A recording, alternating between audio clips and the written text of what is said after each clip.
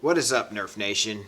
Alright, today we're taking a look at the O-tac Hammershot kit from Orange Modworks.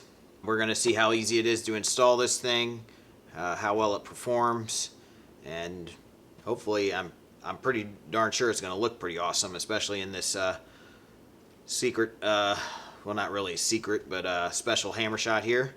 Yeah, let's get this thing open and see what we got in the box. Open this guy up.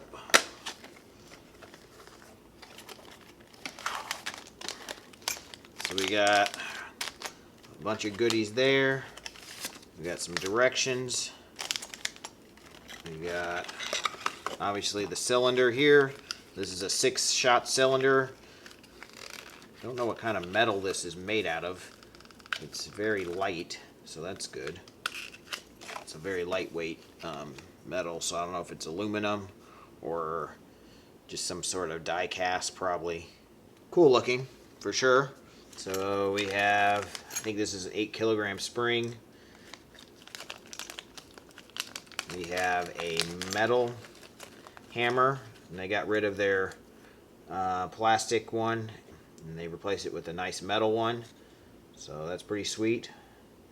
Has the Orange Modworks symbol on the top there. That's pretty cool. Has some very grippy hammer there. Pretty cool. Got some stickers.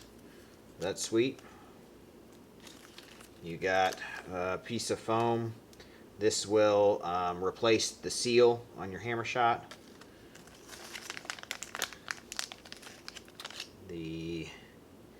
This will go in the front here. So, like so, I believe, something like that. And then you got your Orange Modworks metal trigger. So you got a nice Orange Modworks metal trigger there. That's pretty cool. And yeah, let's go ahead and grab the old internals and see how easy it is to throw this in there. So that's a little closer look at all the stuff you get in the kit. And let's go ahead and install this thing.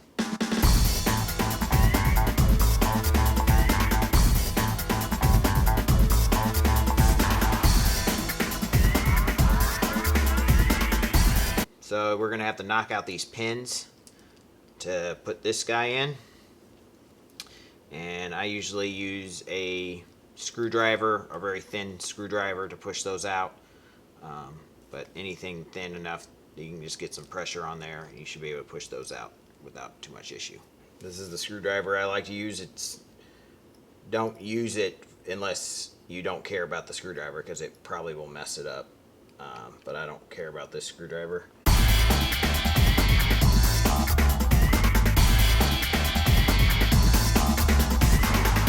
Grab these, hopefully pull them out. There we go. 1 and 2. Put the pin back through now. Just tap it in there, hopefully.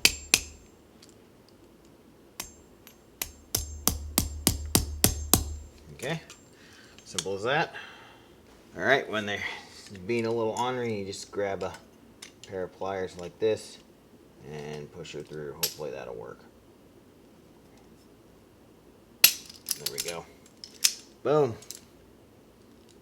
This is always a bit of a trick to get on.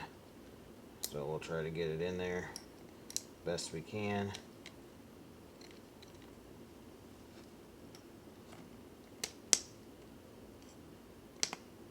Okay. Oop. Looks pretty good. Hopefully that stays put, which is always the issue. We're gonna go ahead and put this back in. Put this down here. Okay. Oop. Keep that on. Don't let the spring fly off. Okay. Go ahead and reattach this. I like to reattach this before I put the spring on. I just find it a lot easier.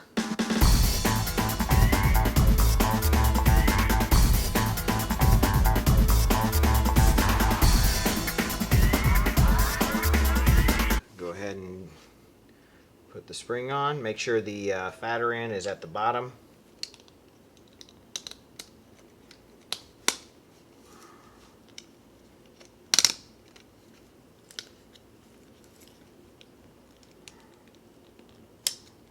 Okay, just like that. You can actually test it out, make sure it catches and everything right now. Seems to work just fine. So that's good. Okay, the last thing is replacing this. So this could be a little bit tricky getting this off cleanly. Oh, that seems to be coming off really nicely. Wow, that came off really well. Okay, so I was really lucky and mine came off really nice and clean. But if yours didn't, make sure that's really clean. Use some rubbing alcohol or something if you need to get off any goo, and scrape off everything if it's you want a good seal here. So you want to make sure that's nice and clean. And so I'm gonna go ahead and take this off. That flat part goes at the top, so it's on there nice and even, and hopefully I got that in the camera while I was doing that, but if I didn't, that's what it should look like. And you don't need to take out your air restrictor for this kit, but it will be always pushed down, so you still will dry fire your blaster if you don't have a dart in there. Okay, so I just want to let you guys know that pretty much the trigger is exactly the same design as the stock one, except for the fact that it has a little orange ModWorks symbol on here, and this has like little, I don't know, 2 oval things on it. So just a little bit different design, but the shape is exactly the same. The hammer is different though. As you can see, it's a little bit higher and extends out longer with this little loop back here, and also has nice texturing. I think it's a little fatter too.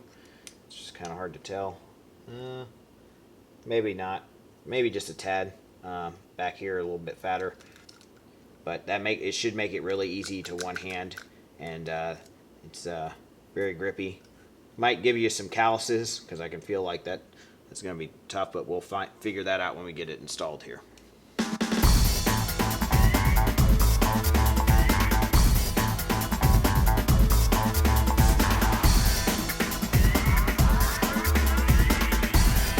Now you make sure you have this piece when you install your cylinder. You're going to use this piece too. You want to have that. And you're going to get it to lock in there just like that. Push that back. There we go.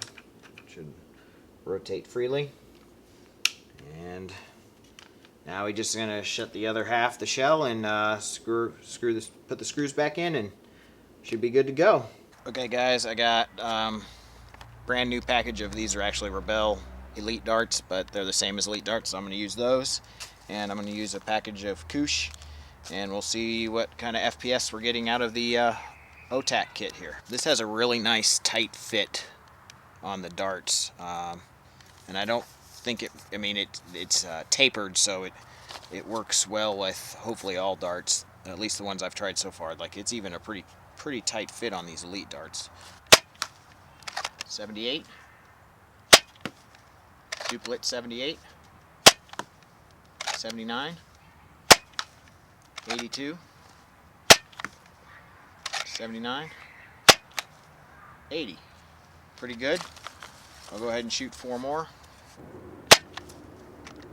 I don't think I read that one. 79, 75, 76. Alright. It's a pretty good fit on the Koosh darts too. These are a little thicker than Elites usually, but they still fit in there nicely. 82, 79, duplicate, 79, another 79, very consistent. 78. They do seem to be very consistent right there in the upper 70s. So 76, 79, 80. That was a little low, 73, but all pretty good there. I'm very impressed with the performance out of this kit. Alright guys, so this thing turned out pretty awesome. I'm pretty happy with the Hydro Dip on this blaster, and I'm very happy about the performance and quality of this kit. I think Orange ModWorks did an awesome job when they redesigned this kit, and I think it's a great kit, and it's definitely worth a purchase if you're interested in an upgrade to your Hammershot. I do prefer this, I think, actually to the 7-shot cylinder, just because, I mean, I know you lose one shot, but the consistency of the barrels, I really like how they are all very consistent in terms of the shape and how it fits the dart. I like how it's tapered. I know you lose one shot, but I think the overall design of it is superior to the 3D printed version that I've tried. And then as far as the metal, I actually think I prefer this hammer to the Blaster Parts hammer also. I like it's a lot easier to grip with your thumb this way and pull down.